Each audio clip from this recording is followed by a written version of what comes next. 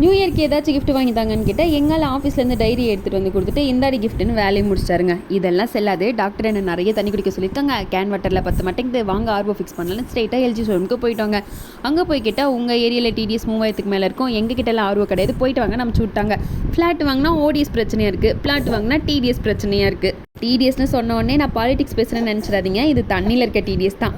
அப்போ தாங்க வந்தார் எங்கள் அண்ணன். டிடிஎஸ் என்ன 3000 தானே இருக்குது, இதை எப்படியாச்சும் நான் 70 கொண்டு வந்து காட்டுறேன் அப்படின்னு சொல்லிட்டு 2 ஃபில்டர் போட வேண்டிய இடத்துல 4 ஃபில்டர் போட்டு மெம்ப்ரேன் பர்சிபிடேஷன் அப்படி இப்படின்னு என்னென்னமோ சொன்னார். அதெல்லாம் எனக்கு காலேஜில் படித்ததான் ஞாபகம் வந்துச்சு.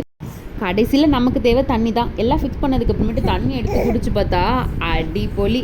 சரி கையோட மீன் மார்க்கெட் போய் மீன் வாங்கிட்டு வந்துடலான்னு சொல்லிட்டு 2 பேரும் கிளம்பிட்டோங்க. மீனை வாங்கிட்டு வந்து குழம்பு வச்சதுக்கப்புறமேட்டு மீன் ருசியா வெச்சக்கை ருசியான்ற கொஷின் போய் மீன் ருசியா தண்ணி ருசியான்ற அளவுக்கு கொஷின் வந்துடுச்சு. என்ன பண்ணுறது, ஆர்வோ தண்ணி டேஸ்ட் அப்படி.